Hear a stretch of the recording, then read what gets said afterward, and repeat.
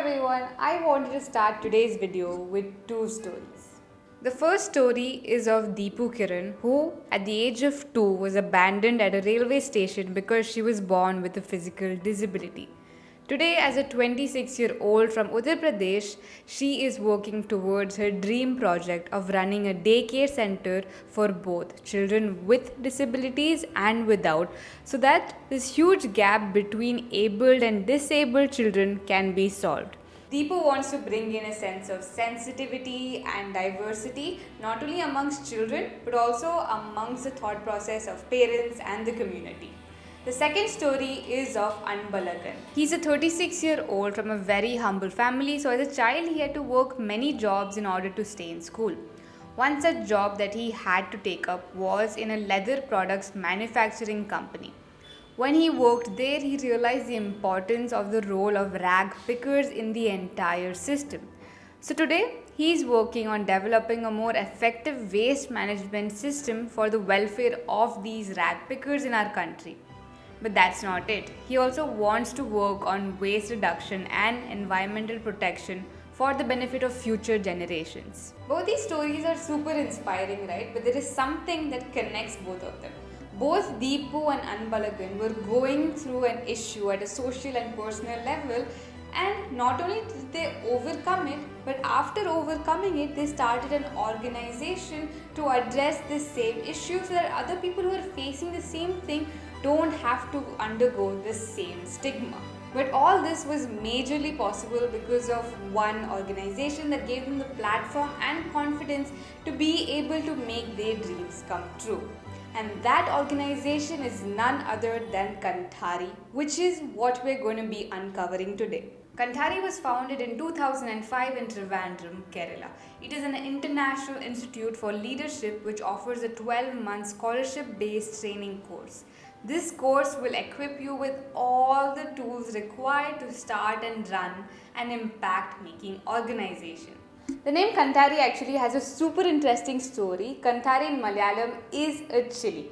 In its appearance, it's tiny and it looks harmless, but in reality, it is super spicy and fiery, and also it grows in any condition, whether it be flood or a drought. So it's a perfect symbol for these people who have lived in intolerable circumstances but still are so powerful and have something so powerful to offer. But now you must be wondering, how did this organization even start? The story starts with Sabriye and Paul, the co-founder of Kanthari. She was born in Germany and had a disease that caused her to completely lose her vision by the time she was 12. By the time she was in college, she had taken an interest in learning languages. She needed the help of the Braille system to read different scripts. Soon she realized there wasn't a Braille system for the Tibetan script. So she began to work on that and created the entire Braille script from scratch. After having created this, she began to think how useful it would be for the blind people in Tibet. So she flew down to introduce what she had made. But it was only when she went to Tibet that she realized there was a serious stigma attached to being a blind person. One example is that she met a 5-year-old girl who was tied to her bed since her birth just because she was blind, and she was thought as someone who would bring bad luck into her family. This Tibet trip really disheartened her, but it also became a turning point in her life. She decided that she would start a school to empower these blind children and prepare them to face the outside world. During this time, she also met Paul Cronenberg, who became her co-founder. He had so much faith in her idea that he quit his job to work full-time and set up this school. So in the year 1998, both of them started the first ever school for the blind in Tibet.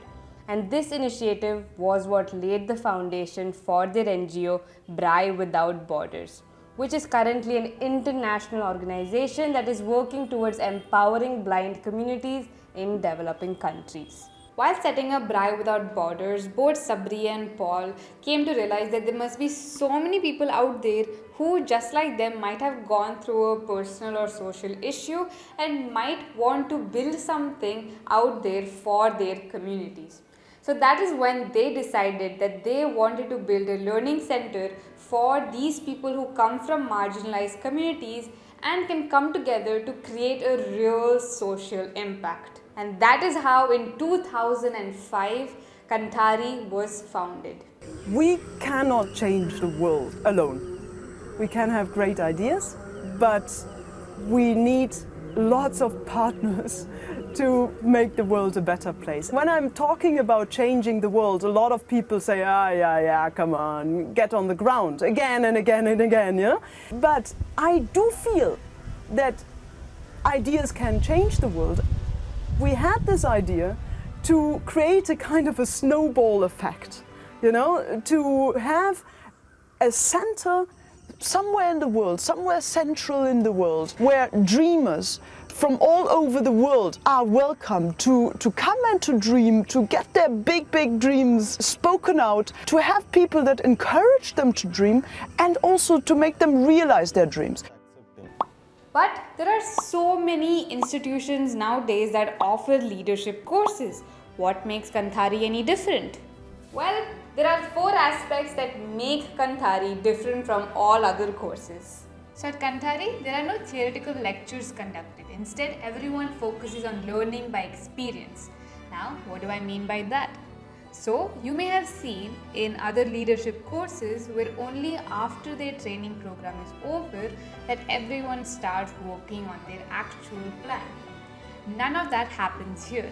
Because at Kanthari, everyone is given the opportunity from day one to not only develop skills but also implement them during the same time. Everything from budgeting, bookkeeping to creating a website to project management is taught during the course of this program. They are also asked to think creatively and innovatively about their solutions because most of the participants here have gone through a formal education and have come from formal universities. So there is sometimes a tendency to have a set template and a way of thinking. So here the participants are actually encouraged to unlearn those ideas so that they can truly think outside the box. Which brings me to my second unique factor, which is catalysts. There are no teachers at Kanthari, instead there are catalysts. Now what does that actually mean? So if you remember your 9th grade chemistry, you might know that a catalyst is basically any substance that increases the rate of the chemical reaction. So in the same manner, at Kanthari, a catalyst is somebody who provides the necessary energy for participants to move forward in the program rather than just giving them instructions on how to do a particular thing. And most of these catalysts are present there only to question and facilitate different and unique thought processes in these participants. And now there are 4 to 5 catalysts for each act. Now you might be wondering, what is an act? That brings me to my third unique factor, which is the Kanthari curriculum. So in this curriculum, there are 5 different unique phases and they like to call these phases acts. So let's have a look at these 5 different acts. Let's start with Act 1, setting the stage. This is the introduction to the program, so all the participants are taught about the methodologies and techniques required to set up a social initiative. They are also guided on multiple aspects of running a project like pitches, presentations, crisis management, problem solving, team building, and also fundraising. Let's move on to Act 2, the wild world. This second act is divided into 2 parts. In the first half, these participants spend their time creating a written venture profile. And in the second half, the catalysts with the participants travel around South India to visit these different local initiatives so that they don't only get a reality check of what happens on ground, but they also get an opportunity to learn from their peers' stories. Which brings me to Act 3, overcoming barriers to change. This act is the midpoint of the curriculum, which means that it is time for the participants to undergo intensive business training. But there is also a special opportunity here. So Kanthari offers a diploma course in entrepreneurship skills development, which is affiliated to BSS, Bharat Sevak Samaj, a national development agency backed by the government of India. So once all the participants finish their business training in all aspects of social entrepreneurship like project planning, branding, management, marketing, finances, etc., they are eligible to appear for an examination and get a diploma certificate in entrepreneurship from the government. Moving on to Act 4, Run, Jump and Swim. So even though Run, Jump and Swim is not the final act of the curriculum, it is the final act that is conducted on campus. In this act, all the participants focus on two main aspects. Number one, actually starting the organization, and second, going public. But the actual highlight of this act is the Kanthari talks. So Kanthari talks are like the TED talks but for the participants of this program. So everyone here presents their life stories, ideas and dreams to a global audience before officially starting off their organization's activities. So if you are interested in finding out what they speak about and how these Kanthari talks are conducted, you can always find these videos on Kanthari's YouTube channel as well. Now moving on to the last fifth act, which is the change from within. This being the final act or stage of the curriculum, the participants go back home now and work on running this organization. This doesn't mean they are left alone to do everything on their own, but they are still provided assistance and mentorship in this initial stage. Only once this phase is over are they considered Kanthari graduates officially.